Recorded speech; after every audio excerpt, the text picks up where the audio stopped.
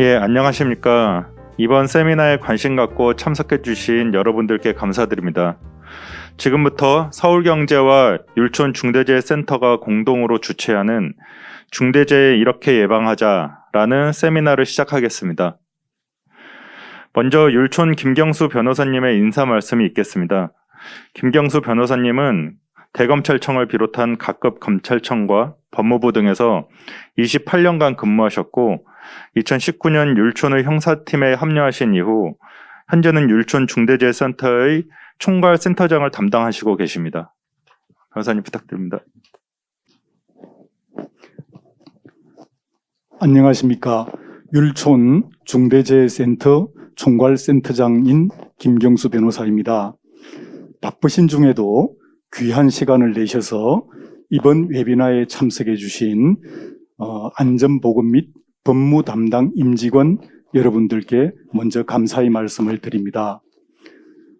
중대재해처벌법이 시행된 지 3개월이 다 되어 갑니다. 그동안 전국적으로 약 40건의 중대재해 사건이 발생했는데 사고의 발생 빈도로 볼 때는 전년도에 비해 큰 차이가 없습니다.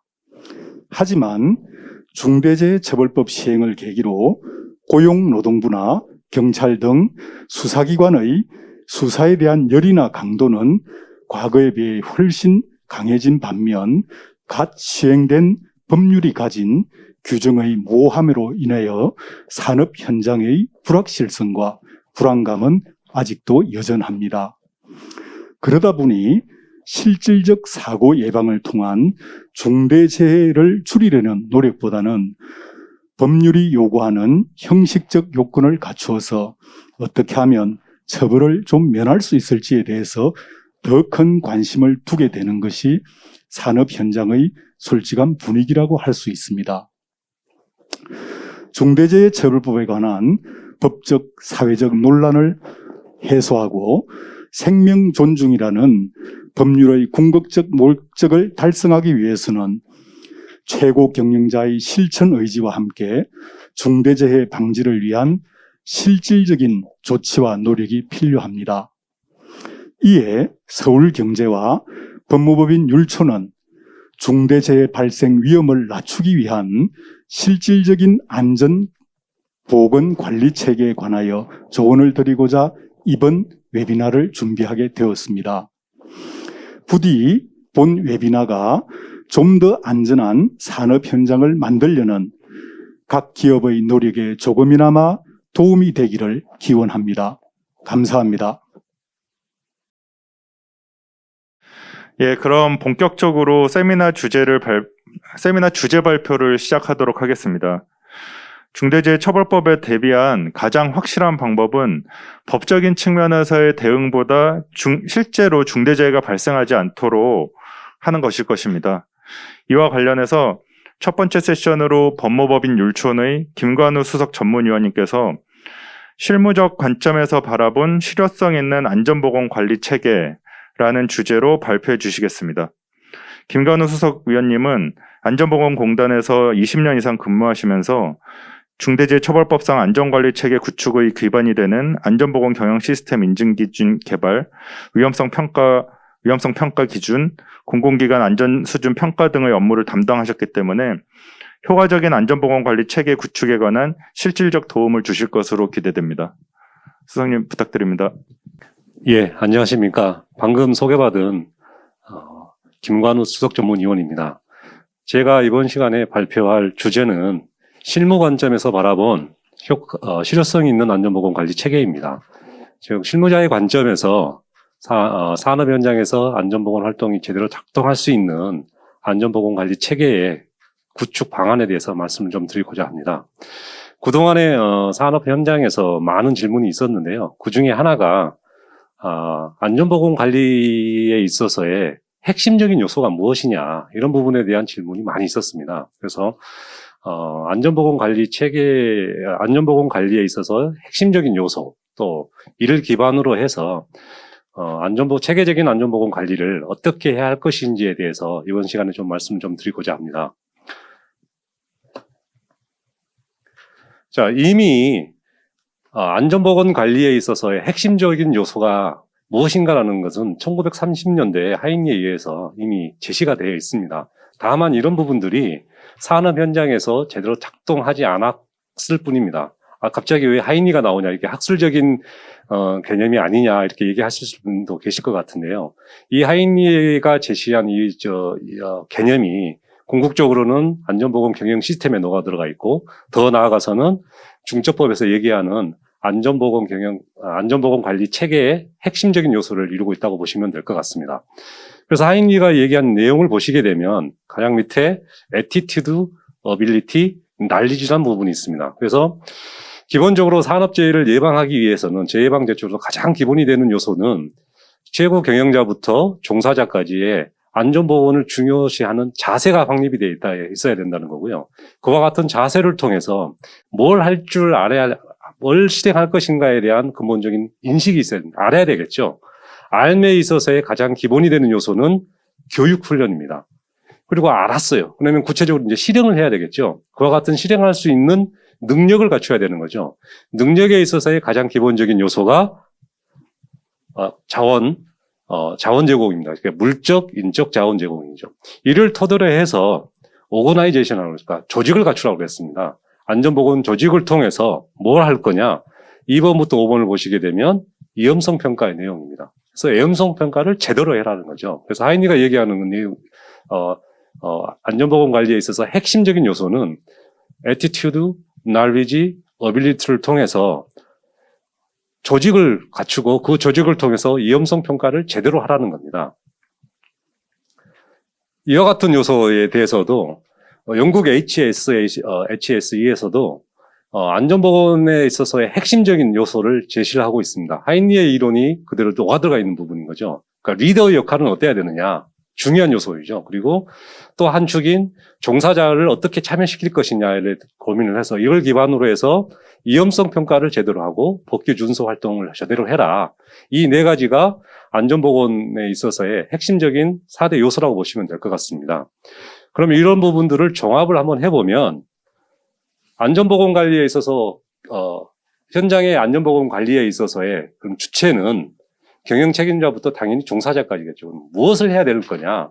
위험성 평가와 법규 준수 활동을 해야 되겠죠. 무엇을 기반으로 해서 조직을 갖추고 교육 훈련을 통해서 자원 적용을 통해서 이런 부분을 통해서 안전보건 관리를 하라는 겁니다.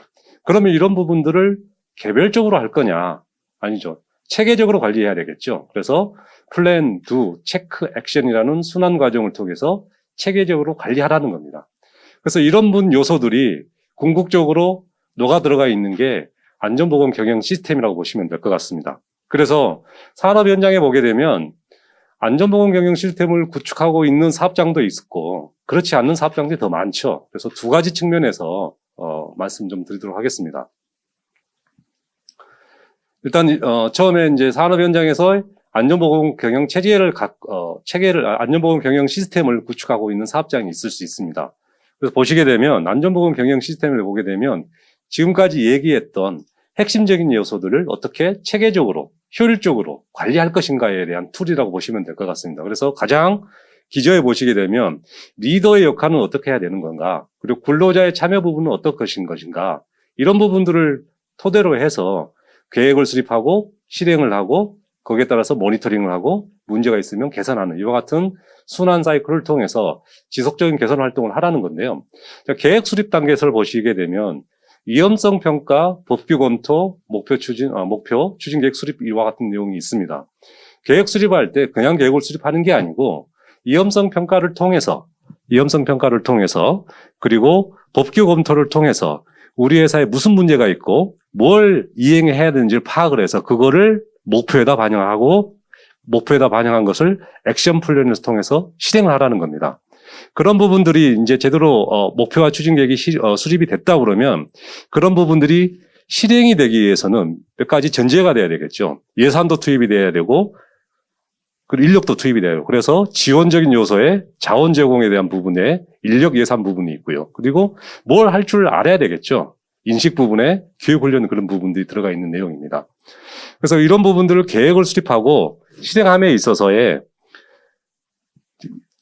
우리 근로자뿐만 아니고 협력업체 근로자도 있죠. 그래서 협력업체 근로자 실행 부분에서 협력업체에 대한 근로자들은 어떻게 관리할 것인가 부분이 실행 부분에 들어가 있고요. 그리고 계획을 수립하고 실행을 해도 사고가 날 수 있는 가능성은 항상 존재하기 때문에 그와 같은 상황을 대비해서 대비책을 어떻게 수립할 것이냐.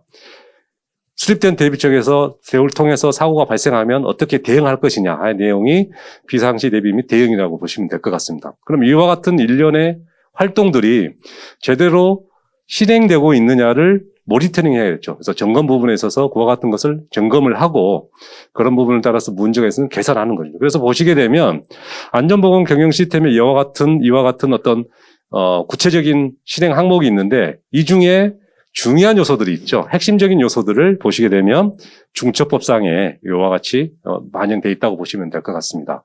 그래서 여기에 계신 사업장 중에 안전보건 경영 시스템, 즉 코샤 MS나 ISO 45001을 운영하고 있는 사업장이라고 하면 중처법상에서 요구하는 요소들을 조금 더 반영을 해서 시스템을 현장에서 작동할 수 있도록 하시게만 하면 큰 문제가 없습니다. 다음에는 이제 안전보건 경영 시스템을 구축하고 있지 않는 사업장들이 대다수겠죠. 그런 사업장들은 그러면 어떻게 해야 되느냐. 크게 두 가지 측면에서 고민하시면 됩니다. 첫 번째, 체계 역량을 갖춰야 되고요. 두 번째, 실행 역량을 갖추면 됩니다. 체계 역량을 보시게 되면, 자, 체계 역량에서는 조직 역량하고 예산에 대한 확보인 거죠. 또 조직에 보시게 되면 보다 구체적으로 들어가게 되면 내부 조직이 있고 협업 조직이 있습니다. 내부 조직은 그야말로 아까 그 안전보건에서 핵심적인 요소가 있었죠. 조직을 하라고 그랬죠. 그래서 안전보건 조직 또는 중처법에서 얘기하는 전담 조직을 갖추어서 어떤 역할을 하는 거냐. 그 우리 회사의 총괄적인 안전보건 기획을 하고 관리하는 업무를 하는 겁니다. 그러면 그와 같은 조직을 어디다 둘 거냐의 문제인 거죠. 그 부분은 다음 슬라이드에서 설명 좀 드리겠습니다.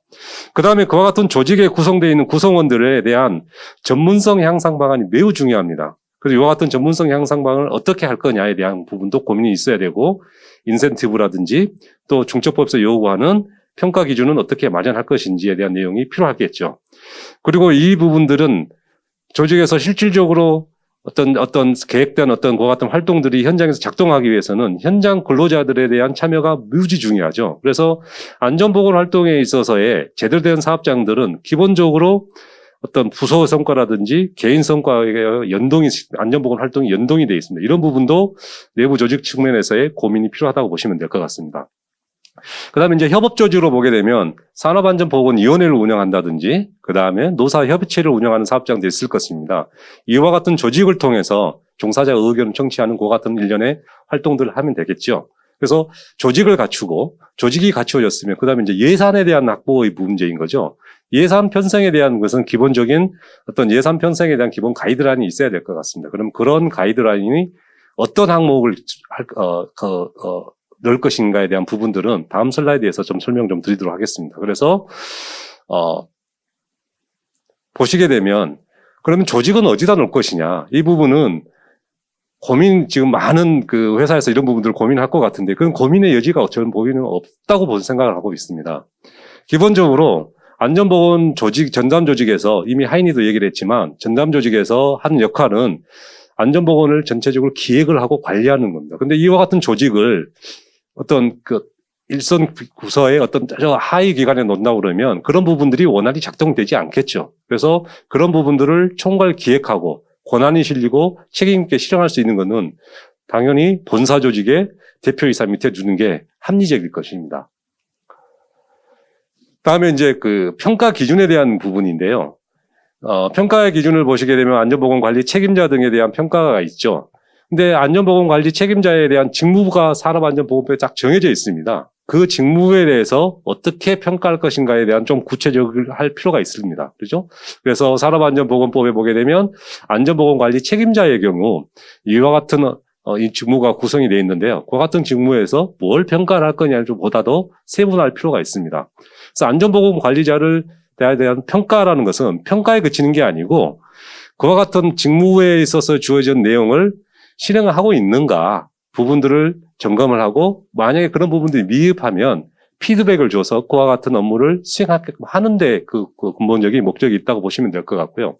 그래서 샘플로 안전보건관리 책임자에 대한 평가표에 대해서도 한번 그 샘플로 이렇게 제시를 한번 해봤습니다. 그 다음에 이제 예산 부분인데요. 예산 부분에서는 크게 항목을 구분할 필요가 있습니다. 그러니까 시설 인력이라든지 역량 강화라든지 유해이용 비용이라든지 개선 비용이라든지 예비비라든지 이와 같은 항목을 구분하고 거기에 포함되어 있는 주요한 비용들이 얼마고 그리고 이런 부분들에서 연도별 비교가 반드시 필요하다고 봅니다. 그래서 작년 대비 올해 뭐 예산이 감소가 됐으면 왜 감소가 됐니 그런 같은 그 분석이 좀 이루어야 되겠죠. 이와 같은 항목을 구분을 하고 그 항목별로의 구체적인 내용을 이와 같은 형태로 기술하시게 되면 예산 편성에 있어서도 크게 문제가 없을 거라고 생각을 합니다. 그러면 이제 체계 역량을 갖추었죠. 체계 역량을 갖추었으면, 그러니까 조직과 예산에 대한 체계 역량을 갖추었으면 거기에 따라서 이제 실행 역량을 갖춰야 되는데 실행 역량은 플랜, 두, 체크, 액션을 통해서 실행 역량을 구현하시면 될 것 같습니다.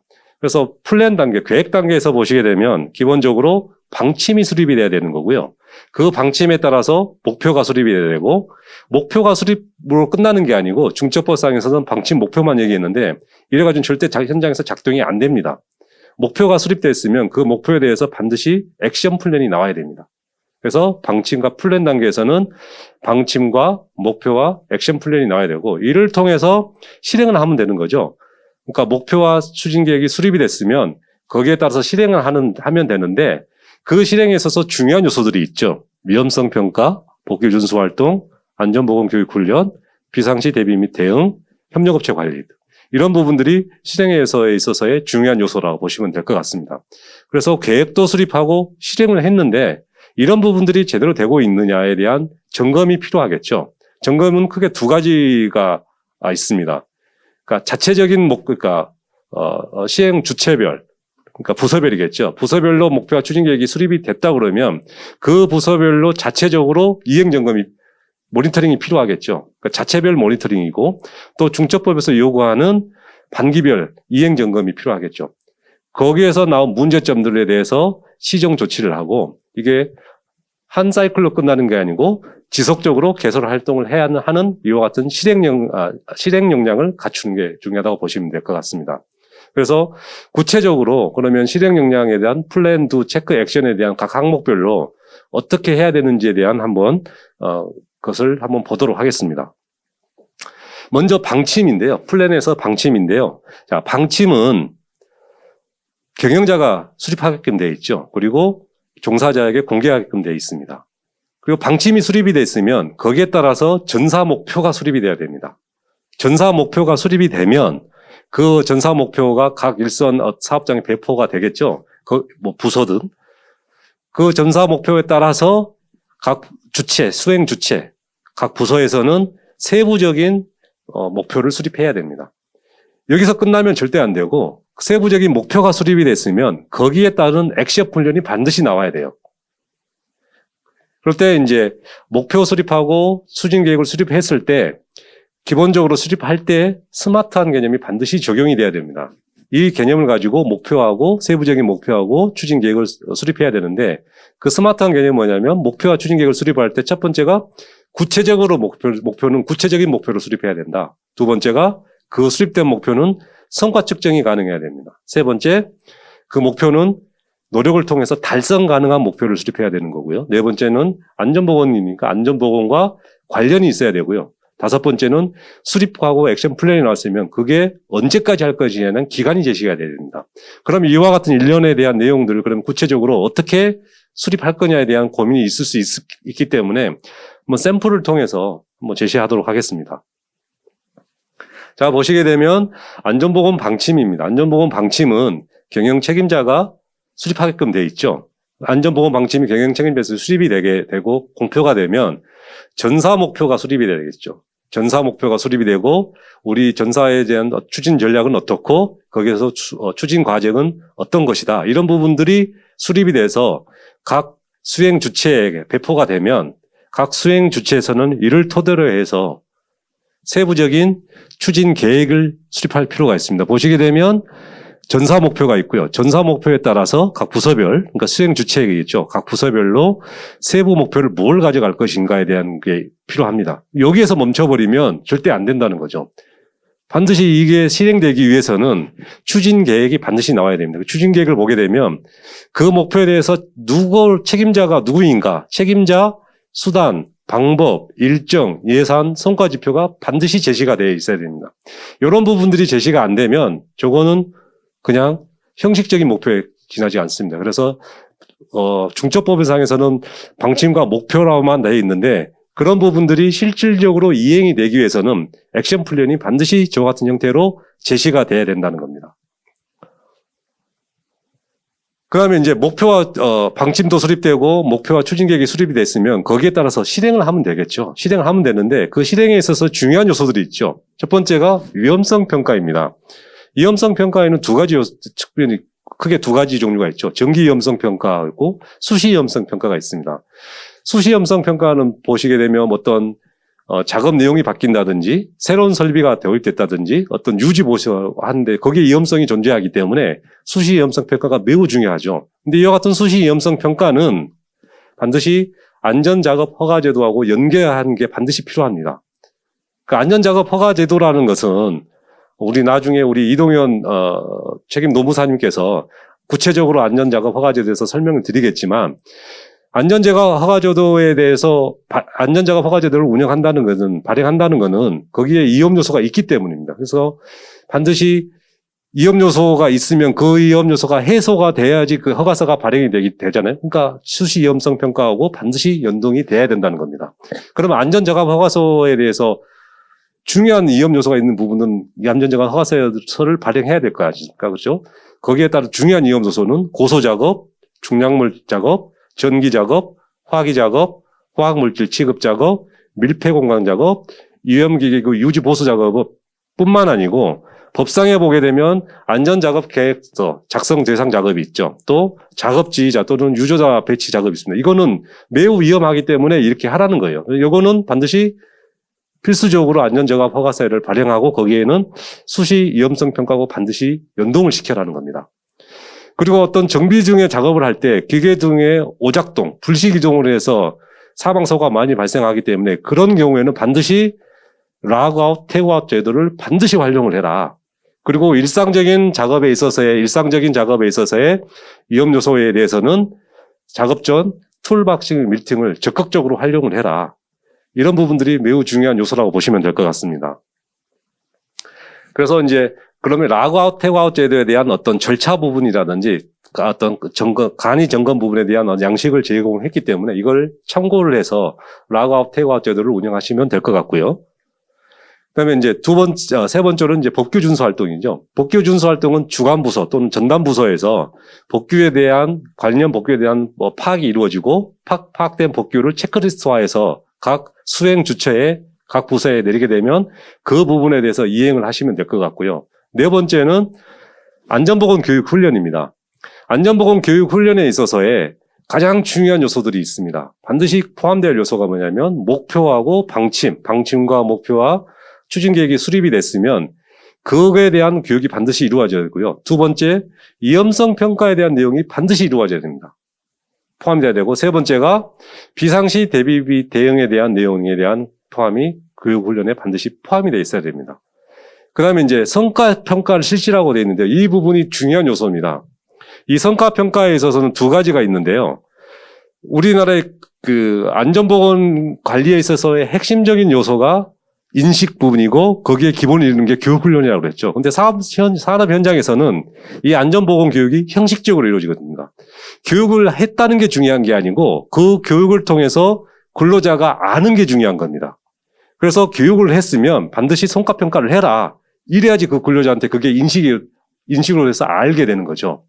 그리고 또 다른 평가는 뭐냐면 기본적으로 계획을 수립을 했으면 이걸 이행하고 실행해서 마지막 단계에서 종합평가를 통해서 종합 분석을 통해서 어떤 실행상의 문제가 있는 부분들을 피드백을 통해서 다음 교육계획에 수립할 때 반영을 하라는 겁니다. 그래서 교육훈련 부분에 대한 내용도 말씀 좀 드렸고요. 이제 다섯 번째 보시게 되면 비상시 대비 및 대응입니다. 비상시 대비 및 대응에서는 절차서가 필요하겠죠. 근데 이제 중첩법상에 보게 되면 작업 중지에 대한 내용이 들어가 있다 보니까 각 주체가 작업 중지에 대한 절차서 따로 만들고 뭐 비상훈련 절차서 따로 만들고 이와 같은 여러 가지 절차서가 존재하는데요. 그거는 하나의 프로세스상에 있는 겁니다. 그래서 절차서를 만들 때 이와 같은 목록을 통해서 만드시면 될 것 같습니다. 첫 번째, 목적. 두 번째, 적용 범위, 용어의 정의, 책임과 권한사항. 다섯 번째, 비상시 대비에 대한 내용. 그 중에 교육훈련은 어떻게 할 것인가. 방제 설비 및 시설에 대한 건 어떻게 할 것인가에 대한 내용들. 여섯 번째, 이제 비상시 대비에 대한 내용이 있는데요. 거기에 작업 중지에 대한 내용. 여기에 종사자의 작업 중지, 그다음에 사용자의 사업주의 작업 중지에 대한 내용이 들어가고, 사고 발생 시에 구호 조치는 어떻게 할 것인가. 사고 발생 보고는 어떻게 할 것인가. 사고 조사는 어떻게 할 것인가, 거기에 따른 재발 방지 대책은 어떻게 할 것인가 내용이 들어가시면 됩니다. 그리고 마지막으로 중첩법에서 요구하는 이행 점검에 대한 내용이 들어가면 될 것이죠. 이와 같은 형태로 해서 절차서를 구비하시면 되고요. 그 절차서는 구비만 중요한 게 아니라 반드시 해당 근로자들이 알아야 되겠죠. 그래서 교육이 중요하고 거기에 따라서 훈련이 중요한데요. 훈련은 산업 현장에서 많은 어떤 그 위험 상황이 있을 겁니다. 그래서 그와 같은 시나리오를 만들어서 그 시나리오별로 훈련을 진행하면 될 것 같습니다. 이제 여섯 번째로 이제 협력업체 관리 부분이 있죠. 협력업체 관리 부분도 절차서가 필요하고 절차서에 따라서 이행이 필요하겠죠. 마찬가지로 이와 같은 제시된 요소들을 통해서 절차서를 갖추고 거기에 따라서 이행하면 될 것 같습니다. 그래서 목적, 적용 범위, 용어의 정의, 그다음에 책임과 권한에 대한 내용, 그다음에 도급 등의 사업에 대한 검토에 대한 내용, 그다음에 입찰에 대한 내용. 그게 보게 되면 안전 수준 평가 기준이 있죠. 이 부분은 고용노동부에서 제시한 그 가이드를 참조하시면 될 것 같습니다. 그다음에 일곱 번째로 도급 등에 대한 계약에 대한 내용에 적격 수급업체 선정에 대한 내용, 그다음에 계약서상의 안전보건 조건에 대한 내용들을 명시하시면 될 것 같고요. 여덟 번째로 도급 등의 안전보건 활동에 대한 내용이 들어가시면 될 것 같고, 각 협력업체를 사용하는 주체, 부서가 되겠죠. 그 주체별로 정기적인 어떤 평가는, 협력업체에 대한 평가는 어떻게 할 것인가에 대한 내용. 마지막으로 중첩법에서 요구하는 이행 점검에 대한 내용을 저와 같은 협력업체 절차서에다 포함을 하고 그런 부분들을 관리하고 이행하시면 될 것 같습니다. 자, 그러면 이와 같이 계획도 수립하고 거기에 따라서 실행을 했어요. 그런데 이와 같은 목표와 수립하고 실행하는 부분들이 제대로 되고 있느냐에 대한 모니터링이 매우 중요하죠. 그와 같은 모니터링은 아까 소재도 말씀드렸지만 두 가지 측면이 있습니다. 그러니까 부서별로, 수행 주체별로, 부서별로 목표와 추진 계획을 수립을 했으면 거기에 따라서 모니터링이 이루어져야겠죠. 그럼 그 모니터링 주기를 어떻게 가져갈 것이냐? 최소한 분기 이내로 가져가라는 겁니다. 우리가 어떤 사업계획을 수립할 때도 뭐 월말 결산, 분기 결산, 반기 결산 이렇게 하듯이 마찬가지로 안전보건 경영 다른 목표와 추진 계획도 최소한 분기 이내로 관리를 해서 문제점이 있는 것을 찾아내서 개선하라는 거고요.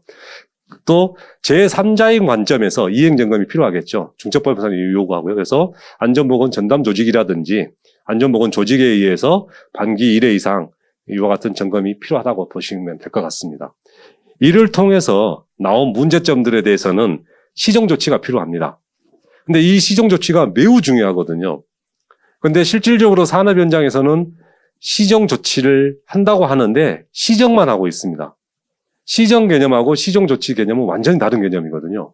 시정은 뭐냐면 드러난 현상만을 개선하는 게 시정이에요. 그러니까 잠정적인 조치만 하는 게 시정이라는 거죠. 그래서 반드시 시정 조치가 필요하고요. 이 시정 조치 개념은 중대재해가 발생했을 때 재방발지 대책 수립함에 있어서 매우 중요한 요소, 거기서 적용되는 매우 중요한 요소입니다. 그러면 시정 조치를 어떻게 할 것이냐?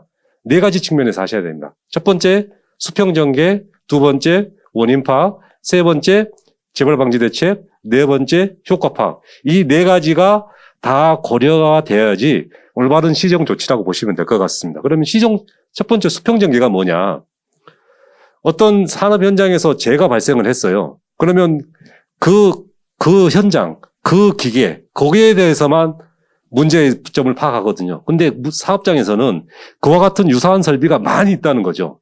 그럼 여기에서 문제가 발생했으면 유사한 설비나 유사한 환경에 있는 다른 곳에도 이와 같은 동일한 문제점이 존재할 수 있는 개연성은 얼마든지 존재합니다. 그렇기 때문에 단순히 사고가 발생했던 거기에서만 초점을 맞춰야 하는 게 아니고 그와 같은 유사한 설비, 유사한 작업에 대해서도 반드시 문제점을 파악을 하라는 겁니다. 이게 수평전개예요. 이걸 안 하고 있어요. 반드시 이걸 하셔야 됩니다. 그래서 그 수평전개를 통해서 파악된 문제를 가지고 원인 파악을 하라는 겁니다. 그 원인 파악을 가지고 재발 방지 대책을 수립하는 거죠. 여기까지만 하셔도 무지 잘하는 건데요. 하나가 더 있죠. 효과 파악입니다. 이건 뭐냐면 재발 방지 대책이 수립이 됐으면 일정 기간 후에 이게 제대로 작동하고 있는지를 다시 한번 리체크하라는 겁니다. 그러니까 아까 돌아가서 모니터링 때 부서별 분기별 모니터링 때 재발 방지 대책이 수립이 됐으면 그걸 다시 한번 보라는 겁니다. 그래서 그때 재발 방지 대책이 제대로 작동하고 있으면 그때 종결하라는 겁니다. 그래서 시정 개념과 시정 조치 개념 완전히 다르다는 거죠. 그래서 이 네 가지 개념을 가지고 시정 조치를 하시고 재발 방지 대책도 수립하시라는 겁니다. 이를 통해서 마지막 지속적 개선 활동을 해야 되는데요. 지속적 개선 활동에 있어서의 기본 개념이 세 가지입니다. 적절성, 충족성, 효과성을 가지고 지속적 개선을 해야 되는데 적절성은 뭐냐면 우리 게 맞냐 이거죠. 체계를 구축하라니까 옆에 있는 회사 거 그대로 복사해서 해보니까 한 사이클 돌려보니까 안 맞아. 우리 거 해야 되겠죠. 그 다음에 충족성이 뭐냐면 우리가 절차를 만들었는데 그 절차대로 지금까지 해왔느냐. 안 해왔으면 무슨 문제가 있는가 이런 부분들을 또 개선을 해야 되겠죠. 효과성이죠. 해보니까 효과가 있느냐인 거죠. 없어요. 무슨 문제가 있느냐 이런 부분들을 고민해서 다음 해에 목표와 추진 계획에 반영하면 될 것 같습니다. 그래서 지금까지 간략하게 안전보건 경영 시스템 또는 안전보건 관리 체계 현장의 관점에서의 안전보건 관리 체계에 대해서 간략하게 이러면서 말씀을 좀 드렸습니다. 이상 발표를 마치도록 하고요. 지금까지 경청해 주셔서 감사합니다. 이상입니다. 예, 김관우 수석님 감사드립니다. 첫 번째 세션에서는 어떤 전반적인 실효성 있는 안전보건 관리 체계에 대해서 들으셨는데요. 그러면은 이제 궁금해하시는 게 그럼 이런 방법을 가지고 구체적으로 다른 회사들은 어떻게 하는지 이런 것들이 궁금하실 것입니다. 그래서 두 번째 세션으로는 이동현 책임 노무사님께서 주요 안전보건 확보 의무 관련 우수 사례라는 주제로 발표해 주시겠습니다.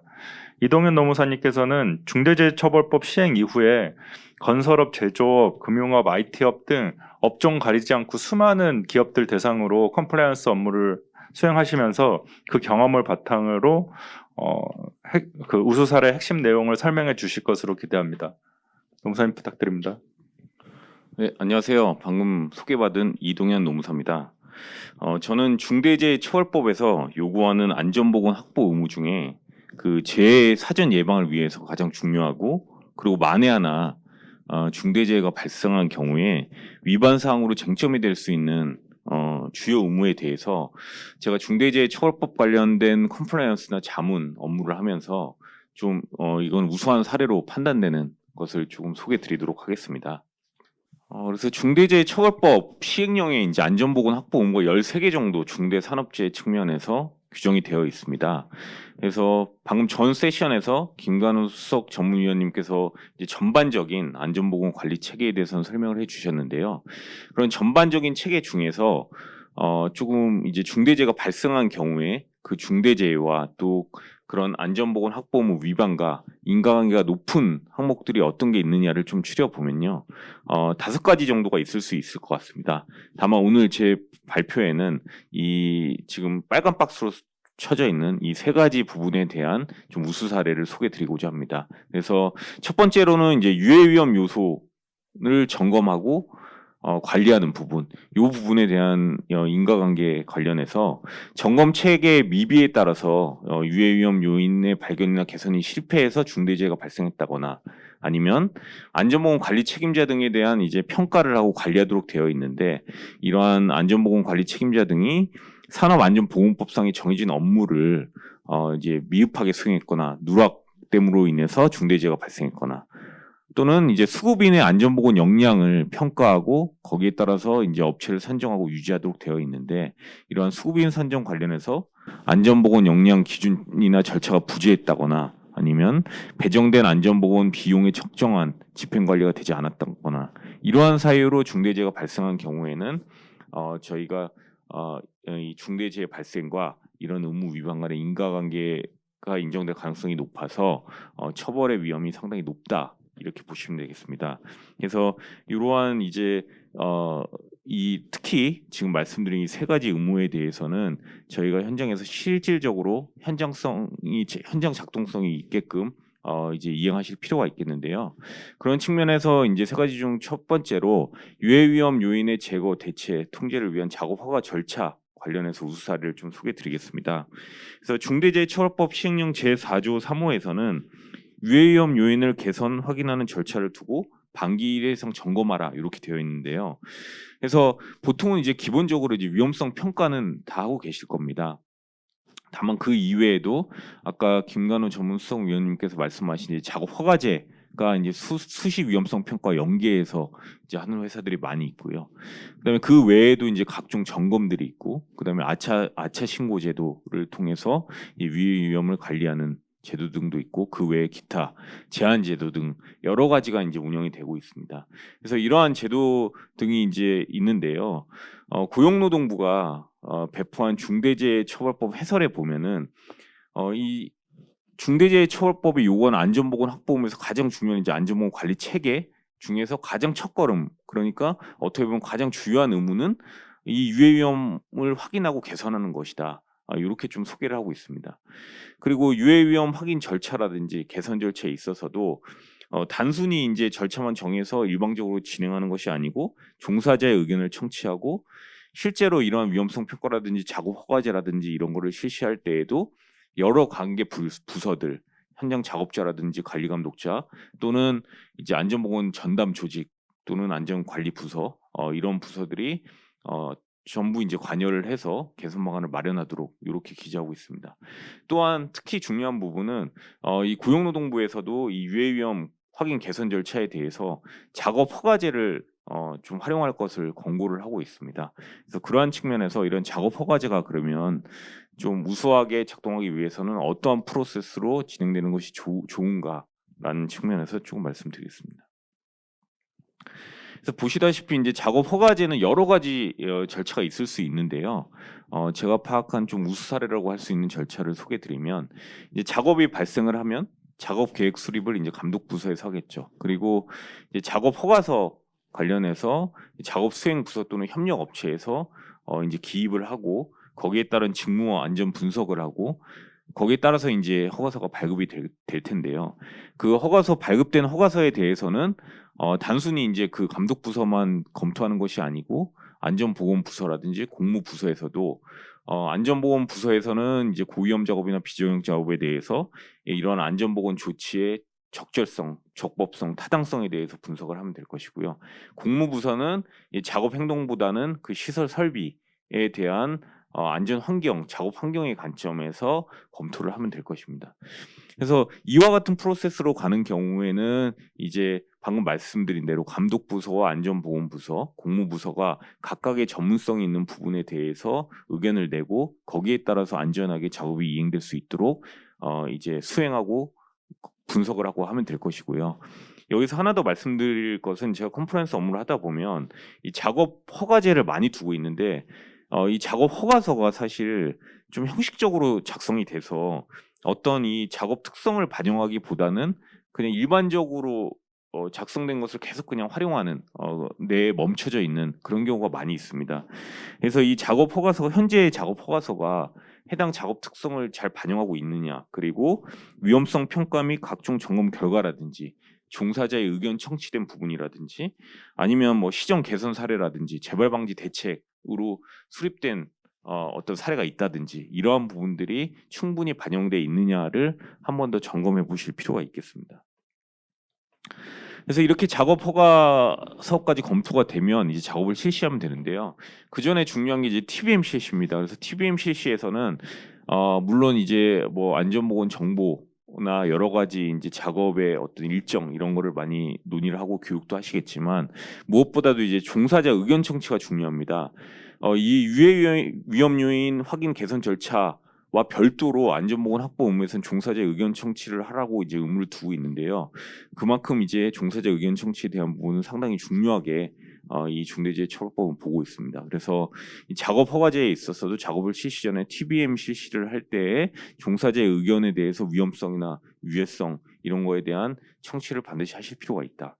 그리고 작업 실시의 경우에는 작업 책임자 같은 경우에는 이제 상주를 계속 하실 거고 공무 담당자나 안전 감독자 관찰자 이런 분들은 이제 고위험 작업에서 그 위험 공종이나 위험 작업 시작 시에 이제 주요 시점에 입회하는 절차를 통하면 될 것입니다. 그리고 작업 감독자 같은 경우에는 이제 작업의 종류에 따라서 이제 계속 상주해야 되는 작업이 있을 수 있고요. 그렇지 않고 위험 지점에서 상주하거나 아니면 페트롤 식으로 왔다 갔다 하시는 그런 합리적인 기준을 세워서 이행을 하시면 될 것 같습니다. 그리고 이러한 절차나 기준에 대해서 작업 허가가 되고 거기에 따라서 안전하게 작업을 했다는 기록이나 문서 등은 반드시 전자 시스템 등으로 등록을 해서 나중에 활용할 수 있게끔 하실 필요가 있겠습니다.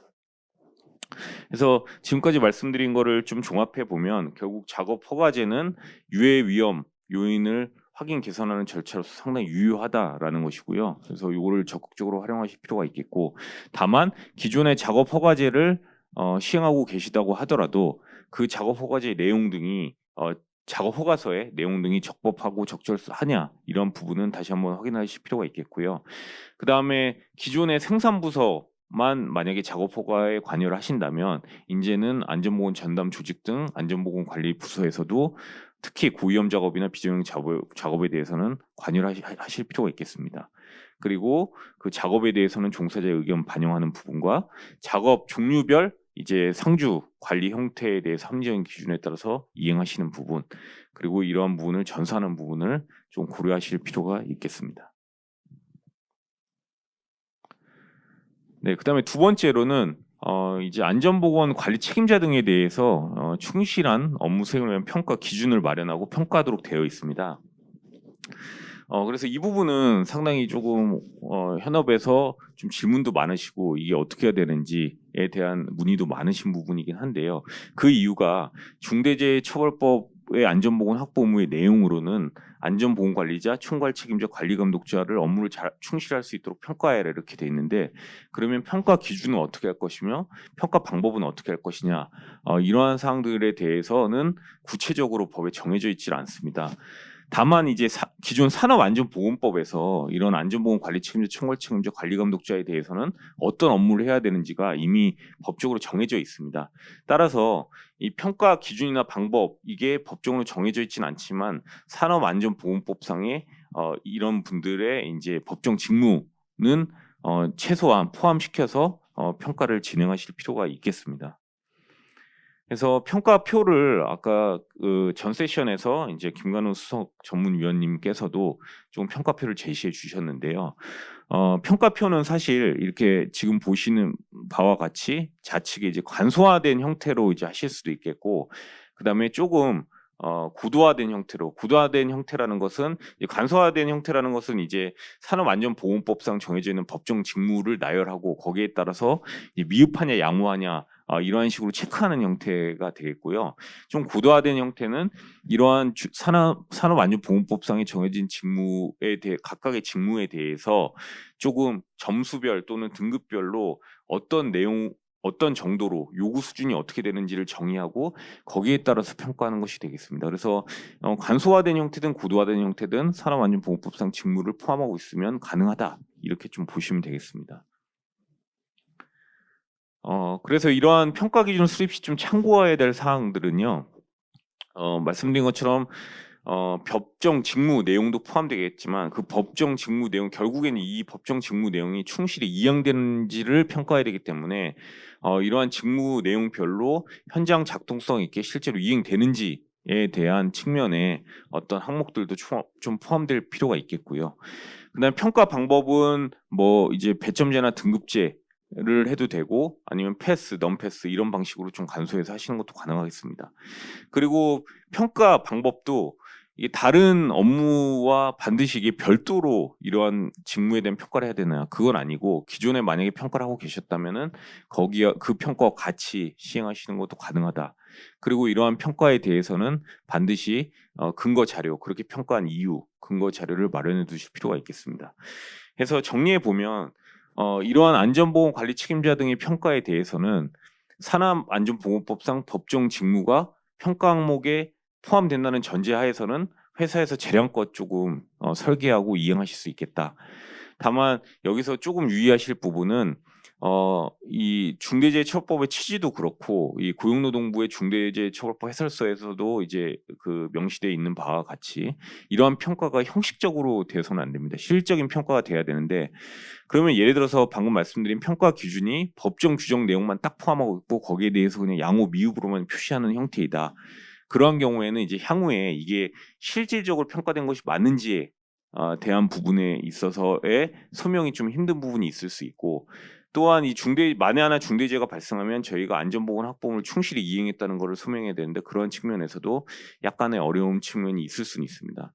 반면에 이제 아까 말씀드린 조금 평가 기준을 고도화해서 각각의 법정 직무에 따라서 요구 수준을 좀 정의하고 거기에 따라서 평가하신다면은 이제 설계하거나 실제로 평가할 때는 조금 번거롭고 힘드실 수는 있겠지만 나중에 저희가 이러한 평가를 실질적으로 했다. 또 안전보건학보 업무를 충실히 했다라는 것을 소명하는 데 있어서는 좀 용이할 수 있다.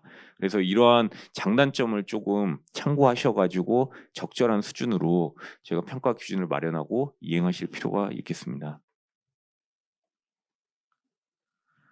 네, 그다음에 이제 마지막으로는 이 협력업체 안전보건 확보를 위한 선정, 관리 기준과 절차입니다. 그래서 아시다시피 저희가 중대재해가 사실은 협력업체 종사자들에게 발생하는 것이 대부분이기 때문에 이 중대재해처벌법 시행령상 4조 9호에 있는 협력업체 선정 관리 절차를 제대로 이행했느냐가 상당히 쟁점이 될 수 있습니다.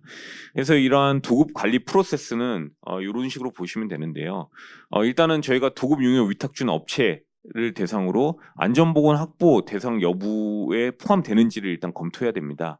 그래서 실질적으로 지배 운영 관리하는 사업장이라거나 또는 시설, 장비, 장소 등에 대해서 실질적으로 지배 운영 관리하는 책임이 있는 경우인지에 대해서 저희가 일정한 기준을 가지고 판단하실 필요가 있겠고요. 그래서 만약에 저희가 안전보건 확보 의무를 부담하는 도급 업체다라고 한다면은 그때부터는 그런 업체를 선정 시에 이제 안전보건 역량을 가진 업체인지를 일정한 기준에 따라서 평가하고 거기에 따라서 이제 선정을 하셔야 되고요. 또 업무 진행 시에도 산업안전보건법상 정해져 있는 도급 사업주로서의 안전보건 조치라든지 아니면 산업재해 예방 조치를 하셔야 됩니다. 그리고 선정뿐만이 아니라 계약 중에 있어서도 이러한 안전보건 관리 체계가 제대로 이행되고 있는지에 대해서도 평가하실 필요가 있겠습니다.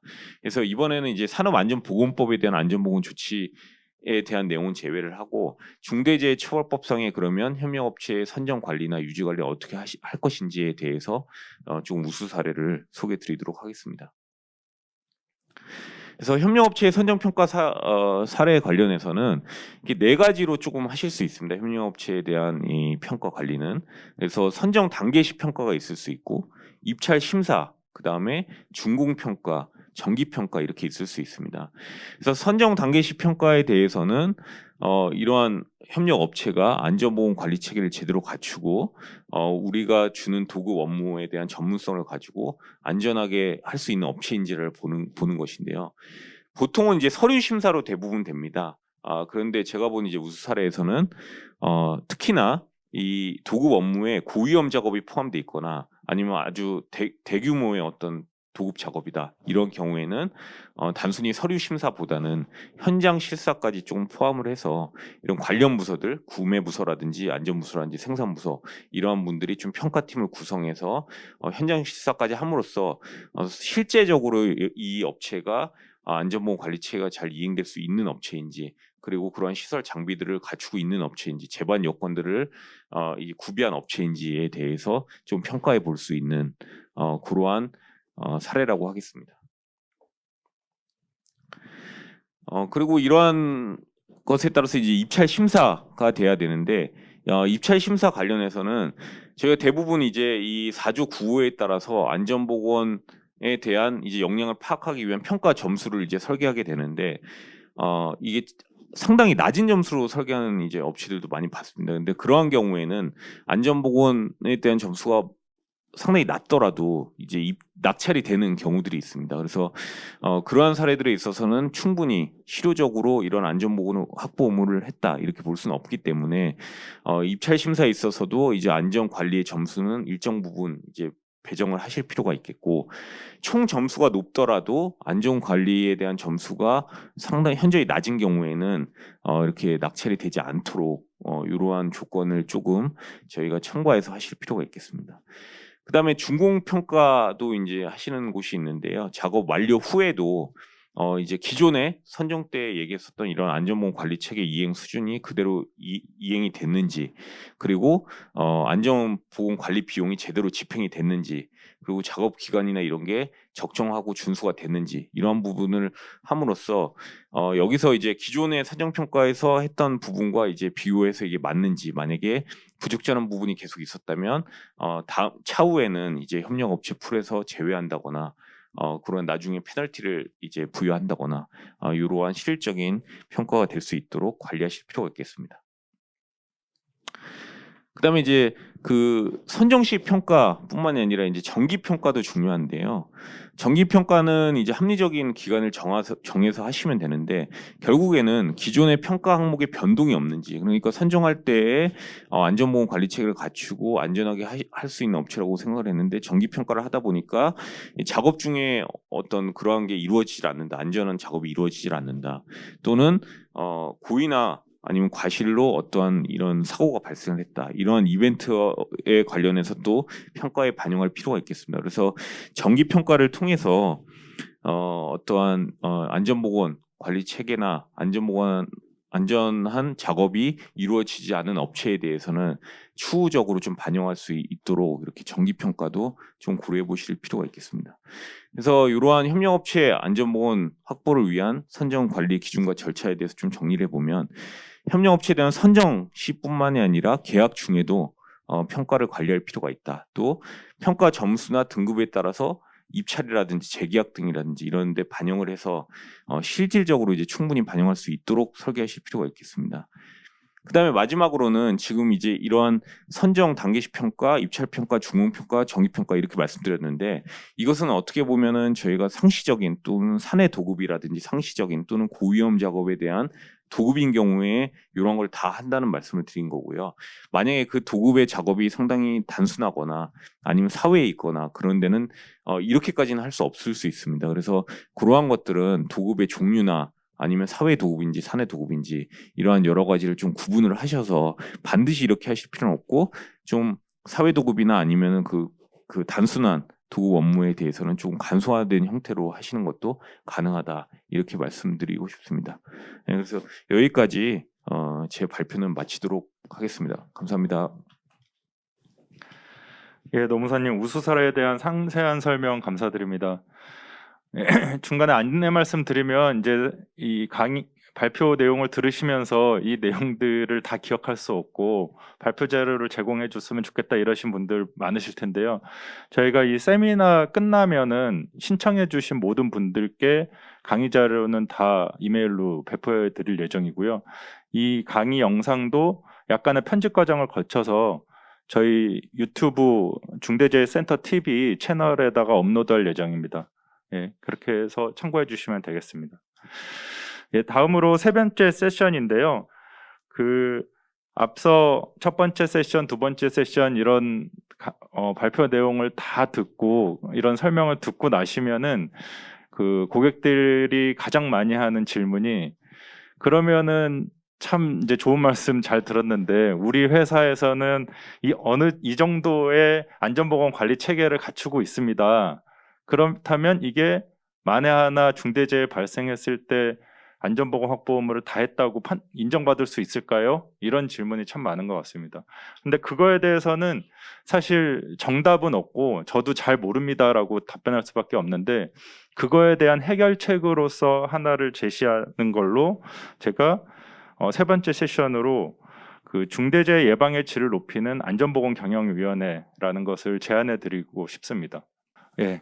그 중대재해처벌법에서 안전보건 확보 의무라는 것을 어떻게 규정하고 있는지를 살펴보면, 종사자의 안전보건상 유해 또는 위험을 방지하기 위한 조치라고 규정을 하면서 그 사업 또는 사업장의 특성 및 규모 등을 고려해서 다음 각 호에 따른 조치를 해야 한다, 이렇게 규정을 하고 있습니다. 즉 다시 말해서 1, 2, 3, 4호라는 의무 규정을 두고 있지만, 그게 모든 사업에 대해 일률적으로 적용되는 의무 수준이 아니라 사업 또는 사업장의 특성과 규모 등을 고려해서 알아서 재량을 가지고 안전보건 관리 체계를 구축해라, 이렇게 법에서 규정하고 있는 것입니다. 그리고 이 내용도 아시다시피 이제 중대재해처벌법 시행령에서 또 그 내용을 다 열거를 하고 있지만, 예, 이런 의무들은 어떻게 보면은 파편화되어 있는 것이 아니라 중대재해 예방이라는 하나의 목적을 위해서 이렇게 다 열거되어 있는 의무들이다, 이렇게 말씀드릴 수 있고요. 그 앞서서 그 김관우 수석님께서도 설명해 주신 바와 같이 이 안전보건 관리 체계라는 것의 궁극적인 목표는 어떤 위험 작업을 함에 있어서 사전에 위험 요인을 파악하고 위험 요인을 제거 대체 통제함으로써 안전한 작업 환경을 만들어 놓고 중대재해가 발생하지 않도록 하는 것, 이게 궁극적인 목표고, 사실 그거를 하기 위한 여러 가지 경영자의 리더십, 전담 조직, 위험 요인 관리 개선, 예산의 편성, 이런 것들은 다 위에서 말씀드린 위험 요인을 사전에 파악하고 제거 대체 통제한다, 이거를 위해서 열거해 놓은 의무들이다. 그래서 결과적으로는 어떤 법에서는 굉장히 많은 의무들을 열거하는 것처럼 보일 수 있지만, 그런 의무가 파편화된 의무가 아니라 하나의 목적을 위해서 하나의 의무를 규정한 것으로 이해할 수도 있다, 이렇게 봐야 될 것 같습니다. 그래서 이 의무들은 어떤 개별적인 의무가 아니라 그 회사 내에 유기적인 안전보건 관리 체계를 갖추는 것이다. 경영 책임자가 경영 방침을 세우고, 그 다음에 개별 사업장에서 운영될 수 있는 평가 기준, 업무 처리 절차, 인력 배치 기준, 이런 것들을 만들어 두고, 그 전담 조직을 통해서 주기적으로 점검 결과를 취합하고 경영 책임자가 보고받고, 경영 책임자는 미흡한 부분이 있으면은 필요한 조치를 취하도록 하는, 이런 환류 체계가 잘 이루어질 수 있는 모델을 만드는 게 중요할 것 같습니다. 그래서 안전보건 관리 체계의 특징을 세 가지로 대표적인 것을 말씀드리면, 첫 번째로 법에서도 규정하고 있듯이 사업의 특성 및 규모 등을 고려하여 구축하는 게 매우 중요하다고 할 수 있습니다. 즉 안전보건 관리 체계라는 것은, 안전보건 확보 의무라는 것은 모든 사업에 대해서 일률적으로 적용될 수 있는 정답이라는 것은 없고, 각 사업에 맞는 자기 사업의 특성과 규모에 맞는 해답을 찾는 것이 매우 중요하다. 그래서 앞서서도 아까 그런 말씀 나왔는데, 옆에 회사에서 어떤 갖추고 있는 안전보건 관리 체계에 관한 규정들을 다 가져와 가지고 우리 회사에 그대로 적용한다 그래서 그게 다 맞다, 이렇게 볼 수는 절대 없는 것이죠. 그래서 사실 저희도 이제 컴플라이언스 업무를 하다 보면 어려운 것이, 오히려 중대재해가 다수 발생하는 사업장들, 예컨대 건설업이나 조선업 같은 데들은 안전보건 관리 체계가 굉장히 잘 구축이 되어 있고, 그거 어떤 이상적인 안전보건 관리 체계를 구축해 가는데, 그 반면에 중대재해가 거의 발생하지 않는 어떤 사무직 위주의 사업장들, 그런 데는 어느 수준으로 이 안전보건 확보 의무를 이행해야 되는지, 그런 거가 참 고민이 될 때가 많습니다. 근데 그럼에도 불구하고 자기 사업에 맞는 해답을 찾는 것이 중요하다, 이게 안전보건 관리 체계의 첫 번째 특징이라고 할 수 있겠고요. 두 번째는 앞서서도 계속 앞선 세션에서도 계속 나온 것처럼, 안전보건 관리 체계라는 것은 고정적인 의무 이행을 하는 것이 아니라 PDCA 환류 체계를 수립하는 것이다. 그러니까 주기적으로 어떤 주기적으로 업무가 돌아가도록 하는 것, 안전보건 관리가 주기적으로 되도록 하는 것, 그 체계 자체가 의무 이행이다. 이렇게 보셔야 됩니다.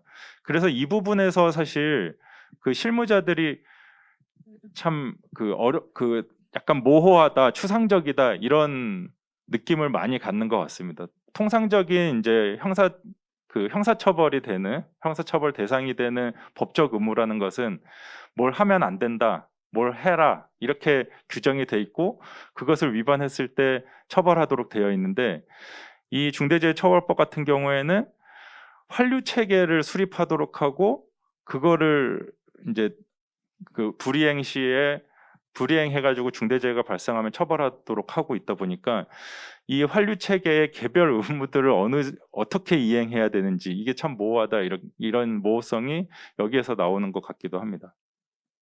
그다음에 이제 세 번째 특징은 이 중대재해처벌법에서 말하는 안전보건 관리 체계를 구축하라는 것은 어떤 측면에서 사업을 운영함에 있어서 안전보건 측면에서의 내부 통제 시스템을 만들라라는 것이라고 할 수 있겠습니다. 그러니까 기업의 그러니까 큰 목적 중에 하나는 이윤을 추구하는 것이고 효율적으로 사업을 하는 것인데 그 효율성만 추구하지 말고 어떤 안전보건 측면에서 최소한 이 정도는 준수하면서 사업을 영위하게끔 내부 통제의 역할을 의무로 부여한 것이다 이렇게 이해할 수 있겠습니다. 그래서 예컨대 사업에 초점이 맞춰져 있는 안전보건 관리 책임자, 관리 감독자 이런 사람들을 안전보건 측면에서 주기적으로 평가 관리해라. 그리고 도급 용역 위탁할 때도 효율적인 회사, 가격이 적은 회사만 선정하지 말고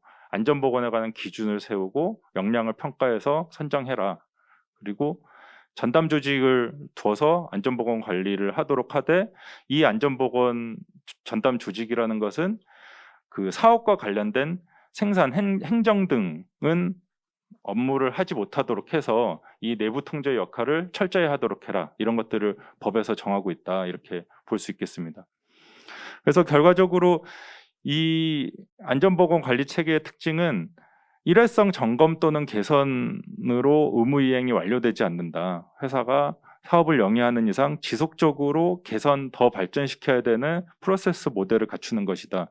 이 측면에서 참 특징도 있고 준수하기 어려운 부분도 있고 그런 것 같습니다. 근데 이러한 어떤 내부 통제 시스템은 우리 사회가 발전하면서 여러 측면에서 많이 강조가 되는 것 같습니다. 이 부분은 담합행위에 관한 법원 선례들을 이제 가지고 온 건데요. 작년에 2개 판결이 대법원에서 판례가 나오고 고등법원에서도 또 판결례가 나온 게 있는데 둘 다 담합행위를 이유로 공정위로부터 과징금을 수차례 부과받은 회사의 주주들이 대표이사 또는 이사들에 대해서 감시 의무 위반을 이유로 손해배상 청구한 사안에서 그 대표이사와 이사들에 대해서 손해배상 책임을 인정한 그런 판례들입니다. 그래서 조금만 주요 문구만 보시면 대표이사 및 업무 담당자들이 합리적인 정보 및 보고 시스템과 내부 통제 시스템을 구축하고 그것이 제대로 작동되도록 하기 위한 노력을 전혀 하지 않거나 그것이 구축됐다 하더라도 이를 이용한 회사의 업무 집행에 대한 감시 감독을 의도적으로 외면한 결과 그리고 의도적으로 외면한 결과 다른 이사들의 위법한 업무 집행을 방지하지 못했다면 이는 업무 전반에 대한 감시 의무를 게을리한 것이다. 그래서 손해배상 책임이 있다. 그리고 고도로 분업화된 전문화된 대규모 회사라고 하더라도 분업화돼 있다 하더라도 대표이사 및 업무 담당 이사들은 자기 업무 외의 피용자가 내부적인 사무 분장에 따라 각자의 전문 분야를 전담해 처리하는 것이 불가피한 경우라고 할지라도 그러한 사정만으로 감시 의무가 면제된다고 볼 수는 없다. 이런 판결례들이 작년에 나왔습니다. 그러니까 이게 중대재해처벌법과 직접적으로 관련이 있어서 이 판결에 따라서 중대재해처벌법 판단에 있어서도 고려된다. 이런 의미로 제가 이 판결을 가져온 것은 아니지만 이 중대재해처벌법 자체가 어떤 안전보건에 관한 내부 통제 시스템을 구축하도록 법령상 의무를 부여한 것이고, 이런 우리 사회가 발전하고 기업의 컴플라이언스 의무라는 게 굉장히 중요해지고 있다. 이런 점을 강조하기 위해서 이 판결례를 소개시켜 드렸습니다. 근데 여기에서 그러면은 제가 오늘 세 번째 세션의 주제가 안전보건경영위원회의 필요성을 설명드리기 위해서 세 번째 세션을 준비했는데요.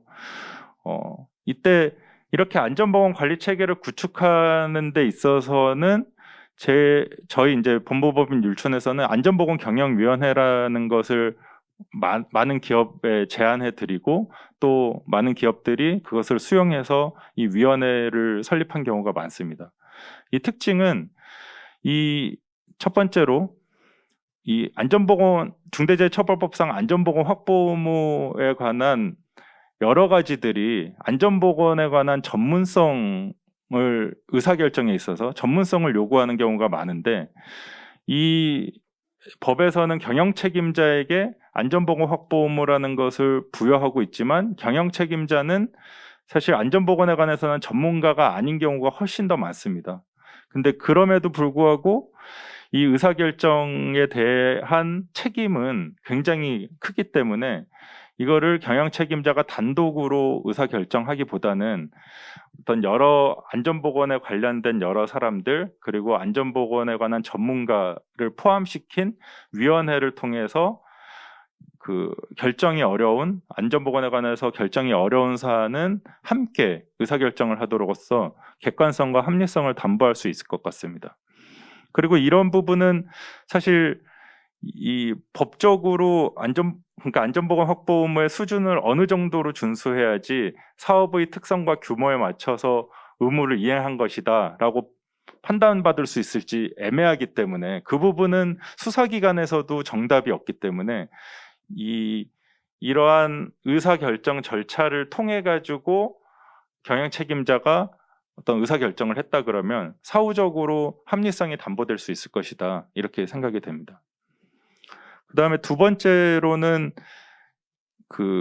법에서 사업의 특성 및 규모 등을 고려해서 안전보건 관리 체계를 구축하도록 하고 있는데요. 그것을 위해서 이 안전보건경영위원회를 이용한다면 경영에 관한 재반 사정을 통합적으로 고려해서 어떤 심의를 할 수 있을 것이다, 이렇게 생각이 됩니다.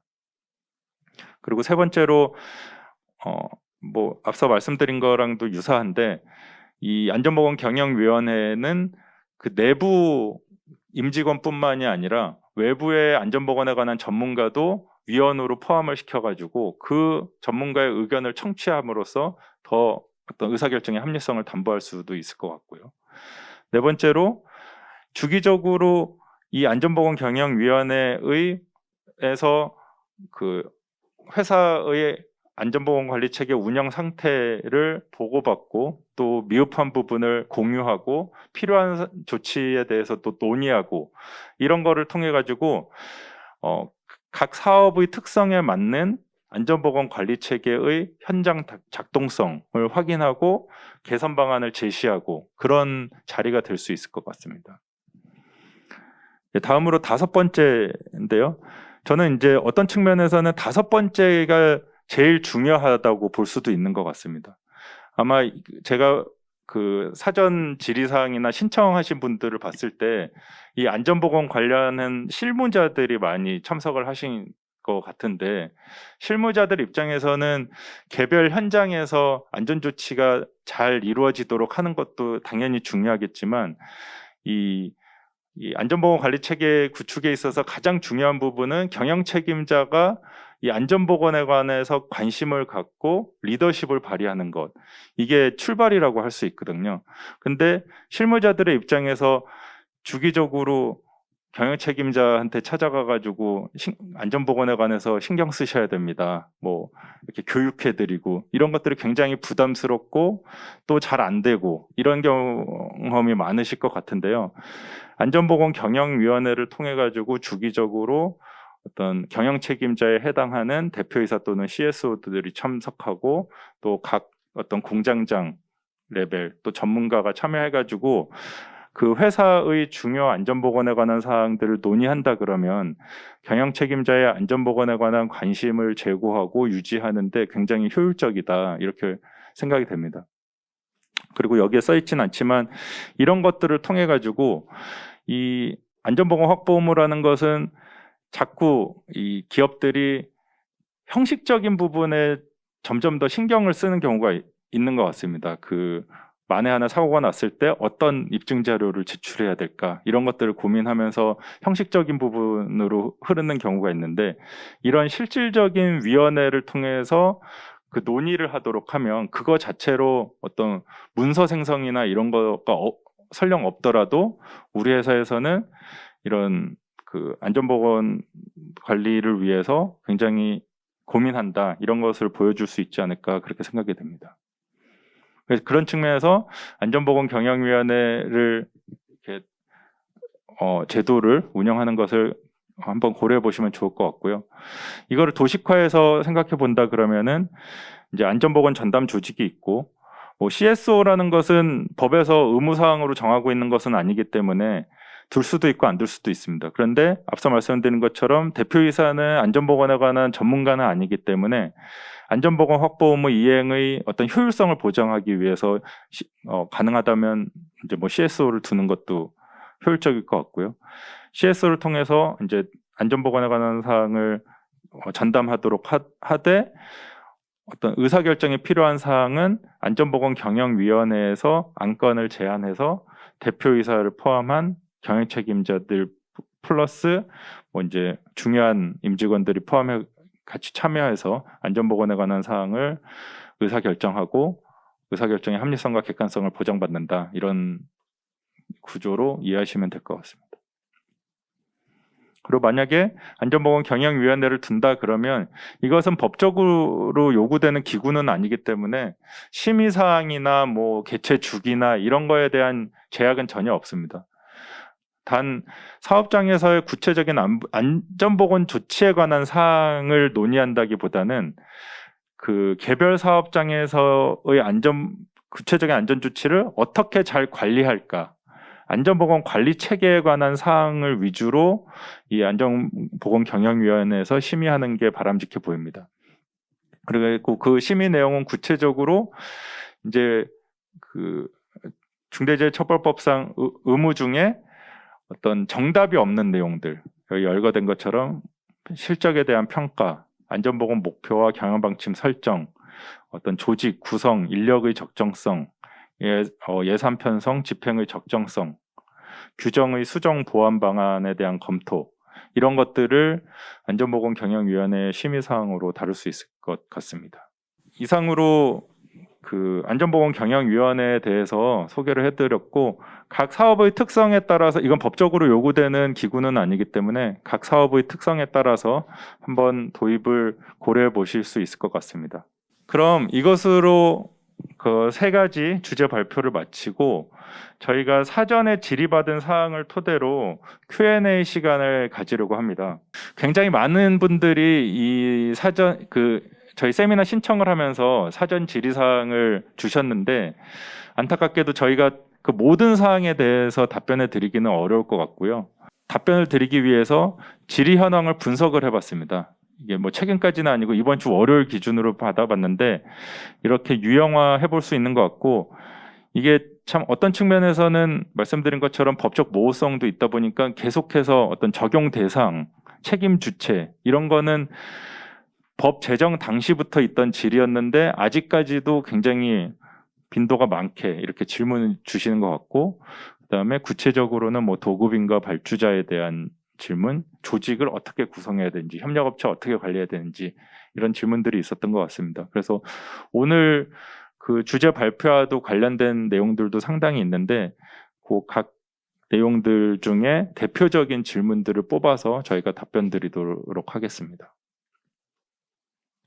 그럼 첫 번째로 이 중대재해처벌법 적용 대상과 관련해서 질문들이 많았는데 그에 대해서 김관우 위원님께서 답변해 주시면 감사하겠습니다.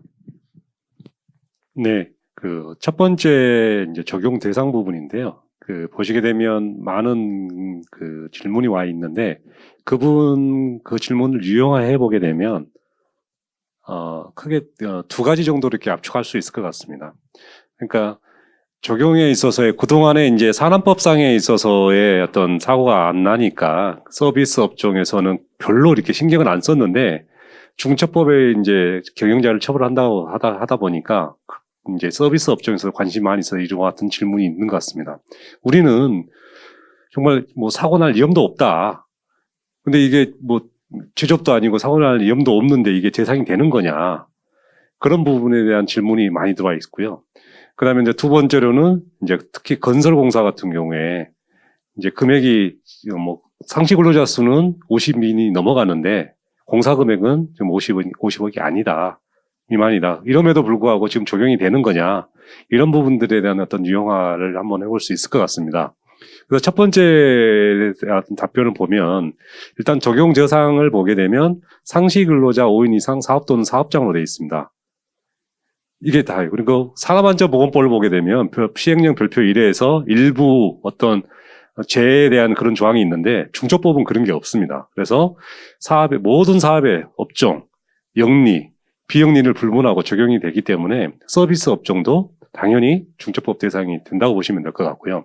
다만 이제 여기에서 사업의 또는 사업장의 개념을 어떻게 가져갈 것이냐 이 부분은 고용부 해설서에도 나와 있지만 이런 부분도 관심이 많은 것 같습니다. 그래서 경영상의 일체를 이루는 조직으로서 기업 또 기관 등 그 자체를 의미하는 거죠. 그래서 장소적 개념이 아니고 본사와 공장이 있으면 이걸 다 하나의 사업 또는 사업장으로 본다고 보시면 될 것 같습니다. 두 번째 질문의 유형과 관련해서요.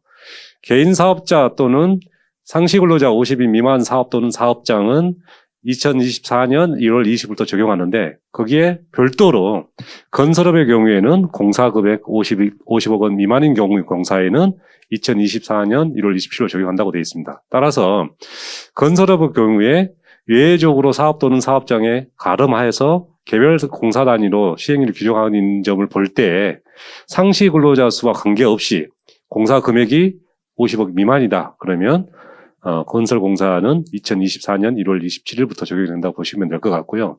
다만 이제 건설공사가 수행되는 각 사업장 단위로 판단하시면 각 현장 공사 현장 단위로 판단하시면 될 것 같고 공사 금액은 당사자가 계약한 계약 총 금액 여기에는 부가가치세를 포함한다고 보시면 될 것 같습니다.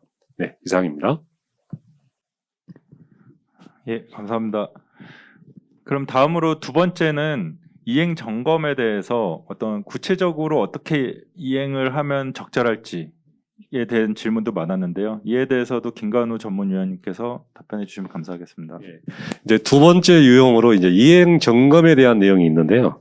또 질의 내용을 좀 유형을 해보게 되면 유해위험 요인 확인 및 개선에 대한 점검 시에 계열사 간의 교차 점검이 가능하냐. 그 다음에 그와 점검을 할 때 랜덤 샘플링 점검도 가능한 거냐. 또 앞에 그 질의와 맥락이 이어지는데 우리는 서비스 업종으로서 위험도가 거의 없는데 위험성 평가를 꼭 해야 되는 거냐. 그리고 또 이제 안전보건 책임자 등의 평가 기준에 대해서 앞에 우리 이동현 책임노무사님께서 상세하게 구체적으로 얘기를 해주셨지만 이 부분에 대한 내용도 평가 기준을 도대체 어떻게 해야 될지 모르겠다 하는 질문이 상당히 많이 들어왔어서 이거에 대한 것을 유형화해서 답변을 좀 드리도록 하겠습니다. 첫 번째가 이행점검 부분입니다. 이행점검 보면 유해위험 확인 요인에 대해서 확인 및 개선 절차를 마련하고 중처법상에 그다음에 점검 및 조치를 하라고 되어 있죠. 거기에 이제 중처법상에 반기 1회 이상 점검을 하게끔 되어 있는데 반드시 모든 사업장을 동시에 점검할 필요는 없다는 겁니다. 거기에 이제 첫 번째 질문과 관련돼서 해당 사업장의 안전관리자 등은 해당 사업장의 유해위험 요인에 대한 어떤 관리하는 그와 같은 업무를 담당하는 거고요. 그와 같은 그 해당 사업장의 유해위험 요인에 대한 개선 업무를 하는 담당자가 이행 점검까지 주체가 되는 것은 이건 바람직하지 않습니다. 실질적으로 중처법의 어떤 안전보건 관리 체계의 어떤 기반이 되는 안전보건 경영 시스템에 있어서도 점검을 시행하는 주체가 점검하는 게 아니고 별도의 제3자의 점검을 주체 의무를 주고 있기 때문에 이게 더 객관적이고 또 문제점을 찾아낼 수 있는 확률이 크고 피드백을 줄 수 있는 그런 확률이 크기 때문에 계열사 간의 이행 점검을 가능하다고 볼 수 있습니다. 그리고 랜덤 샘플링 점검이 가능하느냐 이거는 아니고 반드시 점검을 할 때 전수 점검이라는 게 필요하고요. 그다음에 이제 마찬가지로 서비스 업종 위험성 평가를 해야 되느냐? 당연히 해야 됩니다. 다만 서비스 업종 같은 경우에 일반 제조업에 비해서 위험도는 확실히 위험성은 떨어질 겁니다. 위험성 평가를 해보게 되면 우리 회사가 자체적으로 수립했던 기준 이하의 위험 요소들이 상당히 많을 거라는 거죠. 그래서 실질적으로 개선까지 이어지는 그런 위험 요소는 그리 많지는 않을 거라고 생각을 합니다. 그럼에도 불구하고 위험성 평가는 반드시 해야 된다. 그 다음에 이제 안전보건관리 책임자에 대한 평가 기준은 어떤 항목으로 해야 되느냐. 이거는 우리 이동영 책임노무사님께서 아주 상세하게 설명해 드렸는데요.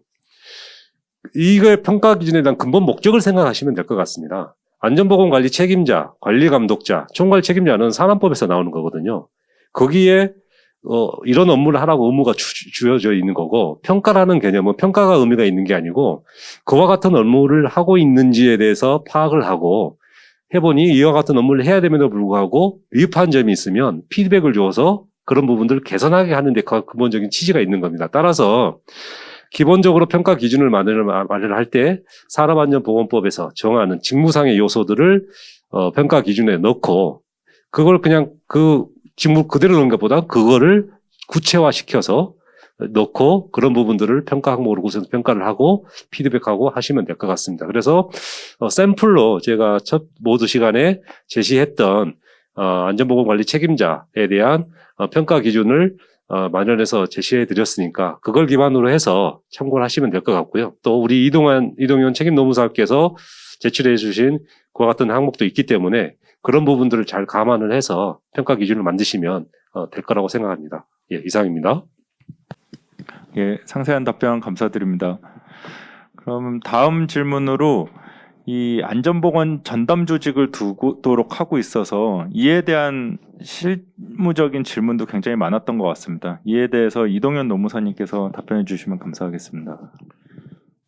네. 그 세 번째는 이제 조직 구성에 대한 질의가 상당히 많았습니다. 그래서 저희 첫 세션에서 이제 안전보건 관리 체계를 전반적으로 이제 김관우 수석 전문위원님께서 말씀을 해주셨는데 결국 이 중대재해처벌법상의 안전보건 확보 의무를 잘 이행하기 위해서는 두 가지입니다. 하나는 조직 체계고 그다음에 이행 체계인데요.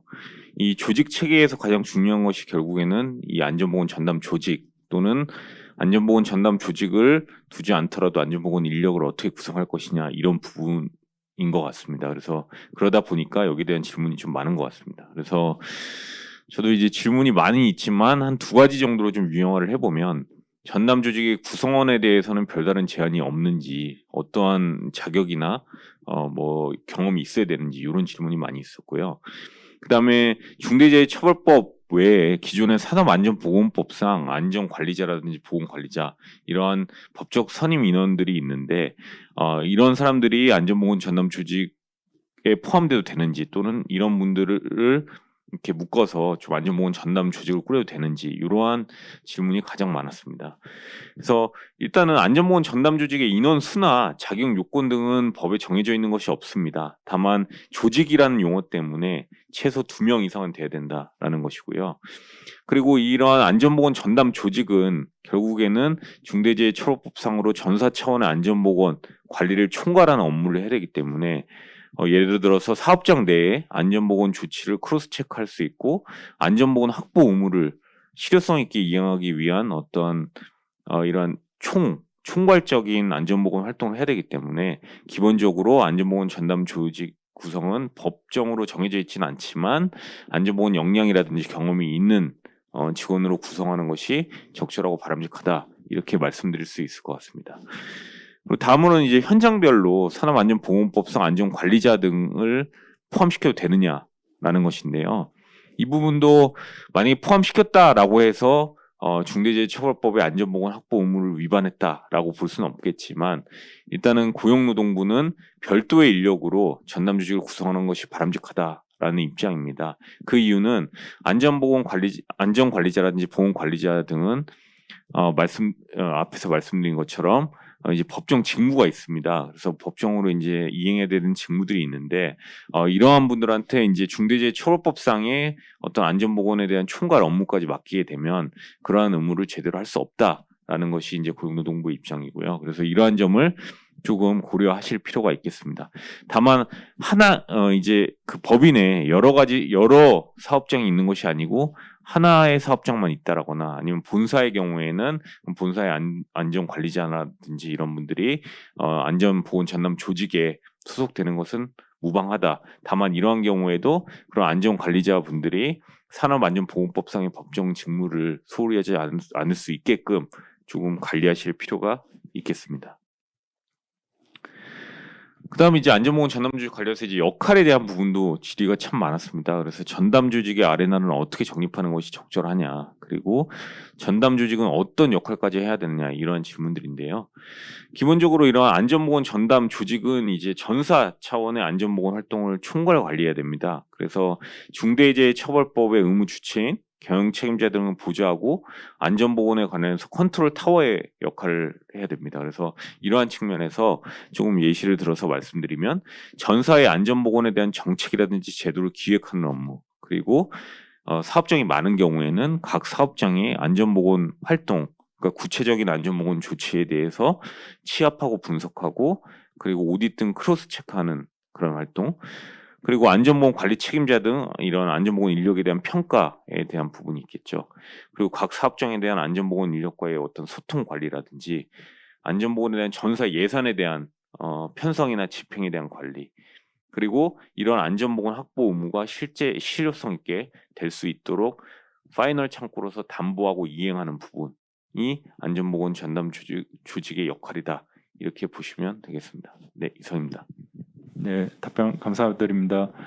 그럼 다음으로 네 번째로 협력업체 관리를 어떻게 해야 될지도 관심이 굉장히 많은 것 같습니다. 실제 저희가 경험상 원청보다는 협력업체 종사자들이 중대재해를 입는 경우도 많기 때문에 이 부분이 매우 중요하다고 할 수 있는데요. 이 부분에 대해서도 이동현 노무사님께서 답변해 주시면 감사하겠습니다. 네, 말씀 주신 것처럼 이제 협력업체 관리 같은 경우에는 중대재해 대부분이 이제 협력업체 종사자에서 발생을 하기 때문에 실제 사업장에서 이제 중대재해가 만에 하나 발생하게 되면 이러한 협력업체 관리는 어떻게 했느냐가 가장 우선적인 쟁점이 될 가능성이 높습니다. 그래서 그런 차원에서라도 이런 협력업체 관리는 안전보건 확보 의무 중에서도 좀 우선적으로 저희가 잘 이행해야 될 의무다. 이렇게 좀 이해를 하셔야 될 것 같고요.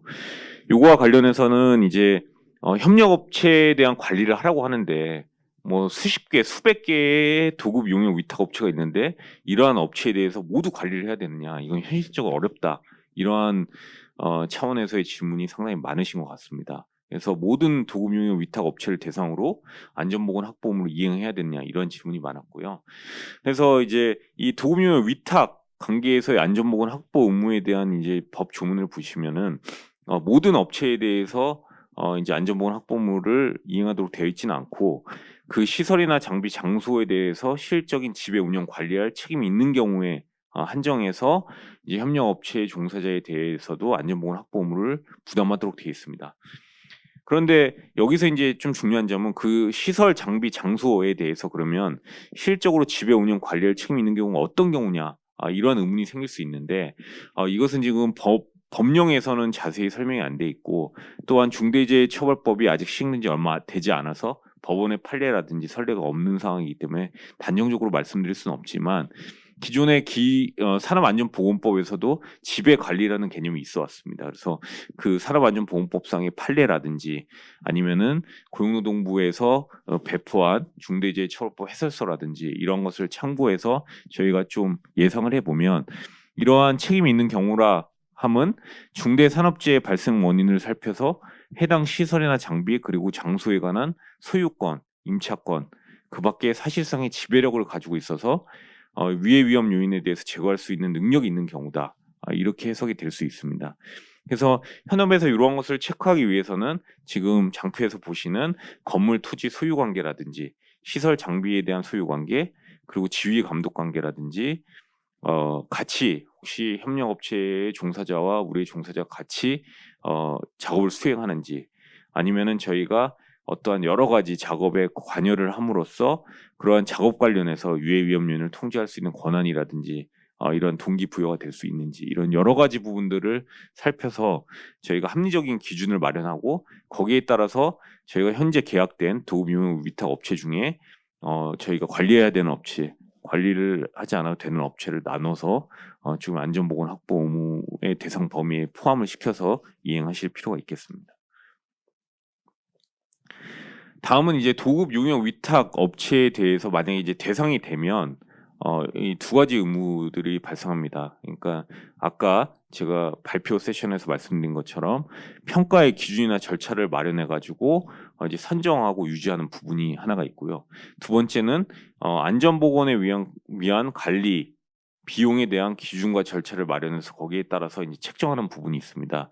근데 여기에 대해서도 이제 질문이 많으신데, 도급용역 위탁 관련해서 안전보건 관리 비용의 구체적인 기준이 어떻게 되냐, 아니면 적정한 금액이 어느 정도 금액으로 설정해야 되냐, 이러한 질문이 많으신데요.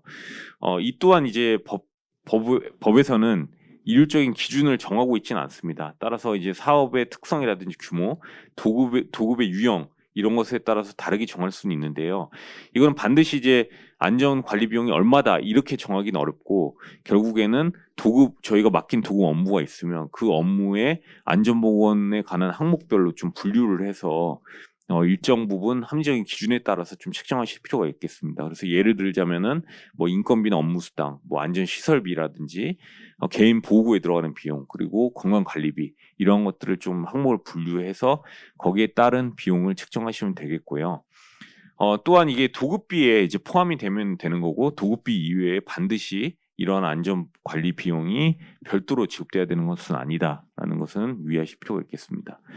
그리고 마지막으로는 이러한 관리 비용이 책정이 됐다고 하더라도 그 이후에도 이러한 기준이라든지 책정된 금액에 대해서는 협력 업체와 어떤 사용 계약이나 집행, 이런 것들에 대해서는 관리를 하고 협의 절차를 둠으로써 나중에 만에 하나 이런 의무가 제대로 이행되는지에 대해서 조금 소명할 시에는 그런 협의 절차가 있음을 충분히 소명함으로써 해당 의무를 이행했다라는 것을 입증할 수 있을 것으로 생각됩니다. 네, 이상입니다. 예, 답변 감사드립니다. 마지막으로는 저희가 유형화에서 분류했을 때 건설공사와 관련 발주자와 도급인의 책임 구분에 대한 질문이 많았던 것 같습니다. 사실 이 부분은 중대재해처벌법에 관한 질문이라기보다 산업안전보건법에 관한 질문에 더 가까운데요. 산업안전보건법에서는 이제 건설공사를 발주한 경우도 도급에 해당하지만 일반 도급 사업주처럼 수급인에 대한 안전조치 의무는 부담하지 않는 것으로 이렇게 정하고 있고요. 이와 연계해서 고용노동부 해설서에 의하면 중대재해처벌법상으로도 건설공사 발주자는 일반적으로 어떤 실질적인 지배운영 관리상 책임이 없기 때문에 중대재해처벌법 적용 대상이 아니다, 이런 식으로 설명을 하고 있습니다. 그래서 이 부분의 구분 기준이 매우 중요하고 이에 대한 질문도 상당히 있었던 것 같습니다. 그래서 이와 관련해서 설명을 간단히 드리면 법 규정 정의 규정상 건설공사 도급인은 건설공사 발주자는 건설공사를 발주한 자로서 시공을 주도하여 총괄 관리하지 아니하는 자를 말한다, 이렇게 산업안전보건법에서 규정을 하고 있고요. 그거를 순서대로 이렇게 도식화해서 판단 기준을 살펴보면 건설공사 발주자라 함은 우선 그 도급의 내용이 건설공사냐, 이거를 보고, 만약에 건설공사를 도급했는데 시공을 주도하여 총괄 관리하지 않고 다 시공사에게 일임했다, 그러면은 건설공사 발주자로서의 책임만 부담하고 도급 사업주로서 수급인에 대한 안전조치 의무는 부담하지 않는다, 이렇게 되고, 건설공사를 도급했음에도 불구하고 시공을 주도하여 총괄 관리한다, 그 발주자가, 그러면은 다시 도급인에 해당하고 도급 사업자로서 수급인에 대한 안전조치 의무를 다 부담하게 됩니다. 이론적으로는 이렇게 간단하게 말씀드릴 수 있는데 실제에서는 그 판단이 쉽지는 않은 것 같습니다. 질의 내용 중에 한 가지 질문을 보시면은 이런 질문을 주셨는데 그 가스회사에서 질문 주신 것 같고요. 가스회사가 가스 배관 공사를 위해 협력사로 등록된 전문 시공업체에 발주를 하고 시공업체는 시공 및 준공 후에 준공 보고를 한다. 그리고 원청은 시공 중에 관리감독자가 현장 순회 점검, 설계 기준 및 안전 기준에 적합한지를 확인하고 시정 조치를 한다. 이런 경우에 건설공사 발주자에 해당하냐 이렇게 질문 주셨는데요. 사실 지금 선례가 많지 않고 그렇기 때문에 사실 뭐 단정적으로 판단하기는 어렵습니다. 그런데 그 작년에 건설공사 발주자에 관한 판례에 의하면은 이 시공을 주도하여 총괄 관리하는지 여부는 실제 시공을 주도하여 총괄 관리하냐 안 하냐라기보다 그 당위성, 시공을 주도해서 총괄 관리해야 하는 자에 해당하는지를 기준으로 판단한 사례가 있습니다. 그래서 예컨대 공장에서 어떤 제조업을 영위하는 공장에서 공장 지분 공사를 발주한 경우 그 지분 공사라는 거는 자기 사업과 직접적인 관련이 없고 그렇기 때문에 어떤 작업 허가 절차나 안전 점검을 한 사정이 있더라도 시공을 주도하여 총괄 관리할 의무가 있는 것은 아니어서 그 경우에 건설공사 발주자에 해당한다 이렇게 판단한 사례가 있어요. 근데 반면에 이 질의 주신 가스회사가 가스 배관 공사를 하는 경우 이 경우에는 이제 구체적인 사정에 따라 달라질 수는 있겠지만 가스 배관 공사라는 것은 어떤 제3의 고객으로부터 가스회사가 요청을 받고 그 공사를 해야 되는 건데 그 공사를 어떤 협력사에게 위탁을 한 그런 경우죠. 그렇기 때문에 이거를 관여를 하지 않고 순회 점검과 안전 기준에 적합한지 여부만 확인했다고 하더라도 경우에 따라서는 건설공사 발주자가 아니라 도급인으로서 판단될 위험 가능성도 상당히 있는 사례가 아닐까 이렇게 생각이 됩니다. 이와 관련해 가지고 사실 이제 건설공사 발주자와 도급인을 판단하는 게 현재 단계에서 선례가 많지 않기 때문에 굉장히 애매한 것 같습니다. 그리고 이런 분위기 속에서 시공을 주도하여 총괄 관리하면은 도급인으로 해당하기 때문에 건설공사를 발주해놓고 오히려 관여를 안 하려고 노력하는 기업의 분위기도 있는 것 같습니다. 근데 제 소견으로 그런 접근 방식은 굉장히 위험하고 그 재해의 위험성을 높일 뿐만 아니라 법적인 측면에서도 책임을 경감시키는 것이 아니다. 저는 좀 그렇게 생각을 하고 있고요. 기본적으로 건설공사 발주자의 안전보건 활동을 강화하는 방향으로 대응하는 게 타당하지 않을까 이렇게 생각이 됩니다. 그래서 이에 대해서는 회사가 건설공사를 발주할 경우에는 이제 건설공사 발주자에 해당하는지 도급 사업주에 해당하는지를 먼저 합리적인 기준을 가지고 검토 절차를 거쳐가지고 이제 만약에 건설공사 발주자에 해당한다 이렇게 하면은 그 협력업체와의 관계에서 우리는 건설공사 발주자다라는 점을 명확히 하고 명확히 했다 그러면은 그 이후에 사고 예방을 위해서 안전보건 활동을 적극적으로 실시하는 것을 가지고 시공에 관여한다 이렇게 보는 것은 불합리하다 이렇게 생각이 되고 아까 말씀드린 법원의 하급시 판례도 그런 어떤 논리와 유사한 판단이 아니었을까 이렇게 생각이 됩니다.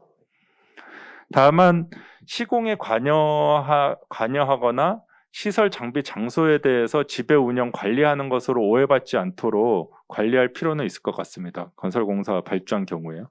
그래서 이와 관련해 가지고 안전 조치 그러니까 건설공사 발주자가 그 시공사의 안전 조치를 관여할 때는 시공관리 조직이 아닌 안전보건 담당 조직으로 하여금 그 안전보건 조치를 관리 감독함으로써 어떤 시공에 관여하는 것으로 오해받지 않도록 할 필요가 있고요. 그런 또 시정 조치를 하거나 할 때는 안전보건을 위한 조치라는 점을 명확히 얘기하고 그 근거를 전환하는 것이 필요하지 않을까 이렇게 생각이 됩니다. 여기까지 저희가 어떤 준비한 발표 내용은 마쳤고요. 그래서 오늘 세미나를 위해서 발표에 참여해 주신 분들, 그리고 끝까지 온라인으로 세미나를 시청해 주신 많은 분들께 감사드리고, 오늘 세미나가 중대재해에 대한 기업들의 안전하고 효과적인 대응에 조금이나마 도움이 되었기를 기원합니다. 그리고 아까 말씀드린 것처럼 오늘 발표 자료는 이 세미나가 종료한 후에 신청하신 분들께 이메일로 배포할 예정이고, 이 영상 또한 약간의 편집을 거쳐서 율촌 중대재해센터 TV 유튜브에 업로드할 예정입니다. 그러니까 많은 관심과 유튜브 채널에도 수시로 방문하셔서 참고하실 만한 영상들 보시면 도움이 되실 것으로 생각이 됩니다. 예, 그럼 이상으로 오늘 세미나를 마치도록 하겠습니다. 예, 감사합니다.